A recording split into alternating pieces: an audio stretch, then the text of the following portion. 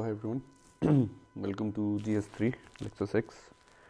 ठीक है. So in the last lecture we closed all the gaseous cycle.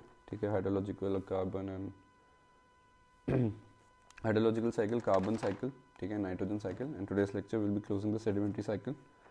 So basically sedimentary cycle includes the circulation of earthbound elements, ठीक है, and primarily we'll be discussing about the sulfur and phosphorus cycle.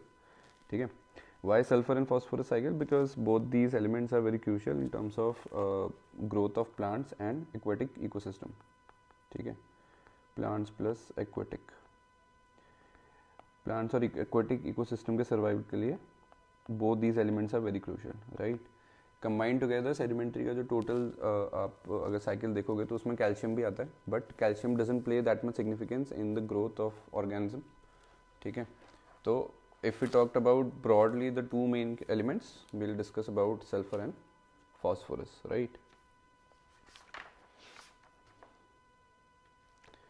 Ideally those elements are phosphorus, calcium and magnesium. ठीक है, so in this we'll be discussing about sulfur and phosphorus. The circulation of earthbound elements. earthbound elements का क्या फंडा रहता है कि those elements which gets included in our atmosphere or environment through natural processes like erosion हो गया, mountain मतलब volcanic eruption हो गया. ठीक है, will there are certain activities for like sedimentation, mountain building, volcanic activities. So through all these processes these elements get included in our atmosphere, right, and combined together living organisms में plants और aquatic ecosystem के survival के लिए ज़रूरी है, which will eventually lead to the survival of human kind. ठीक है, so we'll be closing this today, sedimentary cycle. Along with this we'll understand the basic concept of homeostasis. ठीक है, homeostasis is basically your compact system of maintaining the equilibrium. ठीक है, so if इसका basic example ये मान लो deer versus tiger, right? अगर tiger की population बहुत ज़्यादा होती है तो डियर की पॉपुलेशन बहुत कम हो जाएगी, right? So if this happens then obviously the equilibrium of the ecosystem will get shifted, because हमने लास्ट क्लास में डिस्कस करा था यू हैव ट्रीज, ठीक है, जो कि ऑटोट्रॉप्स हैं. ऑटोट्रॉप से तुम्हारे पास हर्बीवोरस आते हैं. ठीक है, दैट इंक्लूड्स योर डियर और काउ.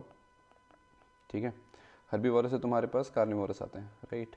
सो अगर टाइगर्स की पॉपुलेशन बहुत ज़्यादा बढ़ जाती है तो obviously the deer population will get reduce.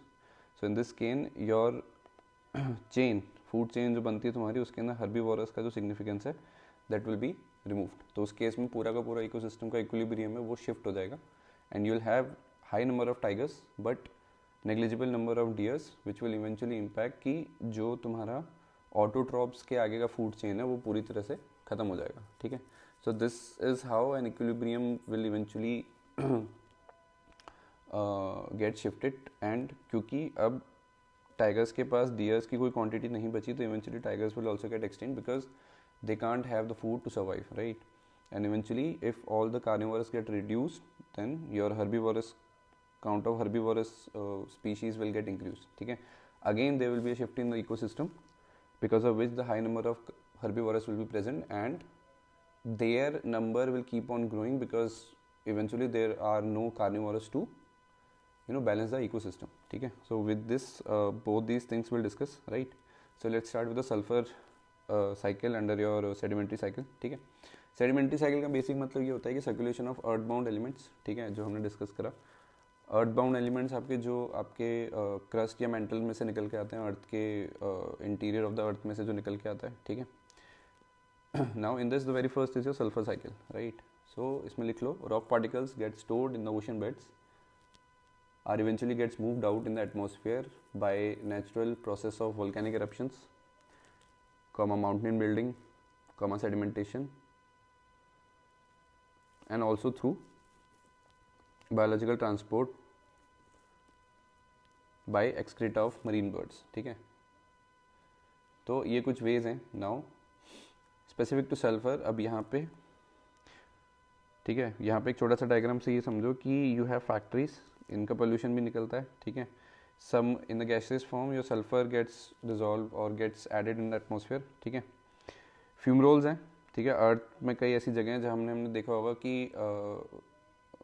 जैसे अगर आप लोगों ने देखा हो कि कई ऐसे झरने होते हैं या कई ऐसे पॉन्ड्स होते हैं जहाँ पे गर्म पानी मिलता है, ठीक है, वो गर्म पानी के पीछे अगर तुम नीचे देखोगे ना, so there is hot fumes which is getting evaporated from the bed of the, मतलब लिथोस्फीयर के लेयर के नीचे से वो चीज़ निकल के आ रही है, ठीक है।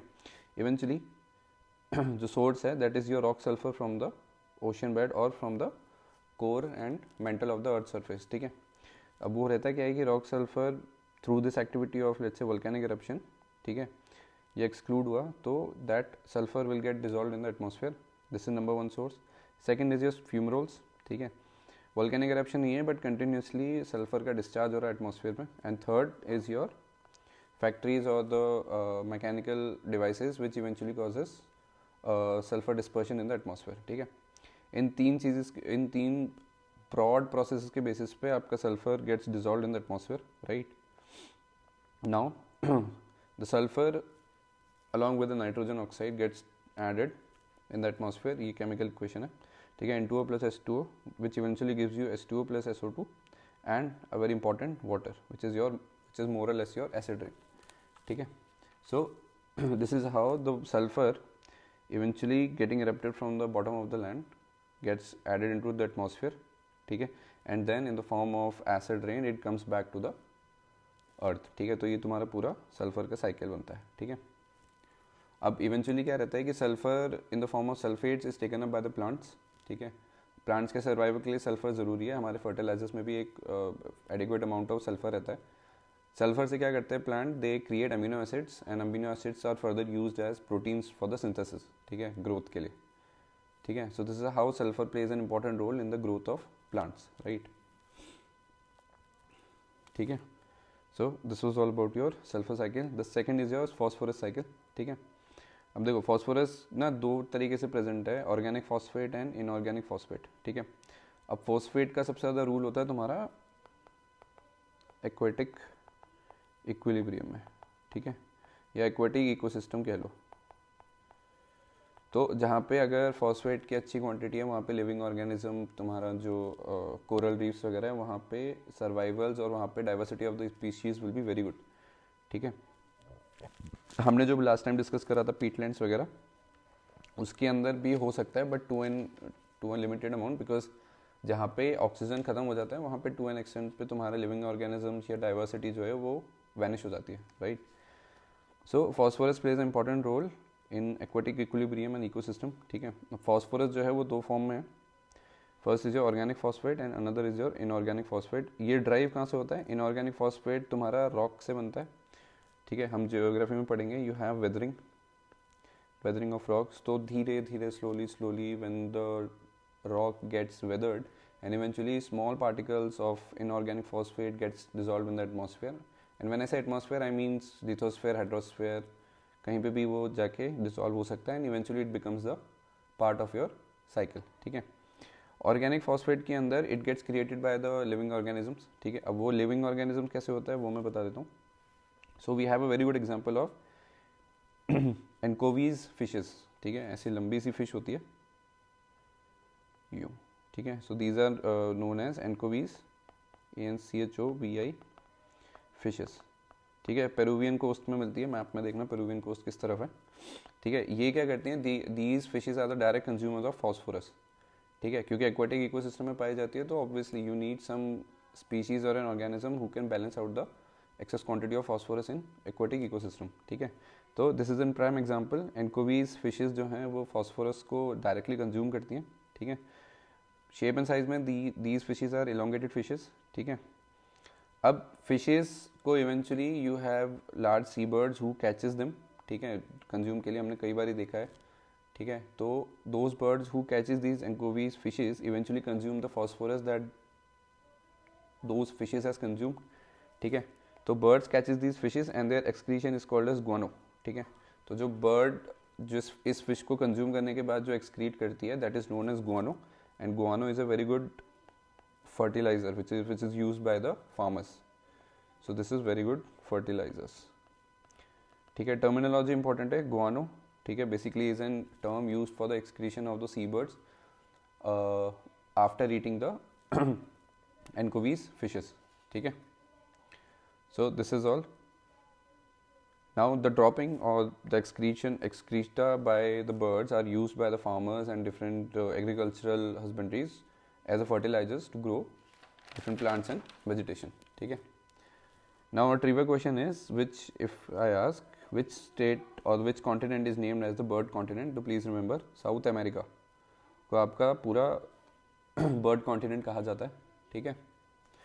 So this was all your sulfur cycle and phosphorus cycle. ठीक है. Now the basic concept of homeostasis is जो हमने starting में discuss भी करा. The word is derived from the cybernetics by Norbert Wiener. ठीक है. So basically homeostasis is a dynamic equilibrium जहाँ पे तुम्हारा input है. ठीक है. You have your whole ecosystem and then you have your output, and the output will eventually give you a feedback. ठीक है. So if the input is of let's say autotrophs, herbivorous. ठीक है. ecosystem में तुम्हारा carnivorous आ गए C से.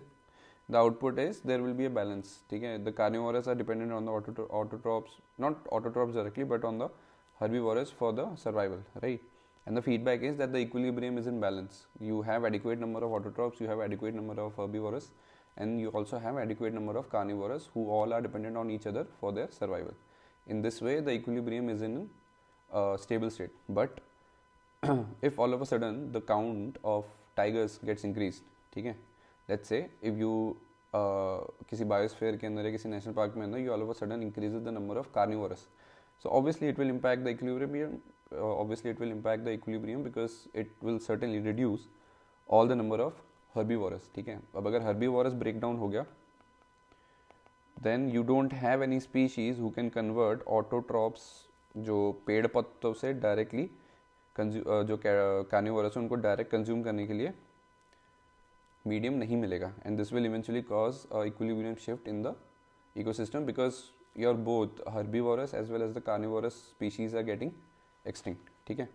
सो यही है होमोस्टेसिस में लिख लो. Homeostasis is the state of steady internal chemical and physical condition maintain by the living systems. ठीक है. इसके अंदर you have positive feedback and negative feedback. ये जो फीडबैक है इसके दो टाइप हैं. You have positive feedback and negative. whenever we have a negative feedback, that means the equilibrium system is getting back to the neutral state. ठीक है. So this is your neutral state. ठीक है. Positive feedback is when one of the species is getting increase in the numbers. ठीक है. And all of a sudden once this graph comes down, ठीक है, you have negative feedback.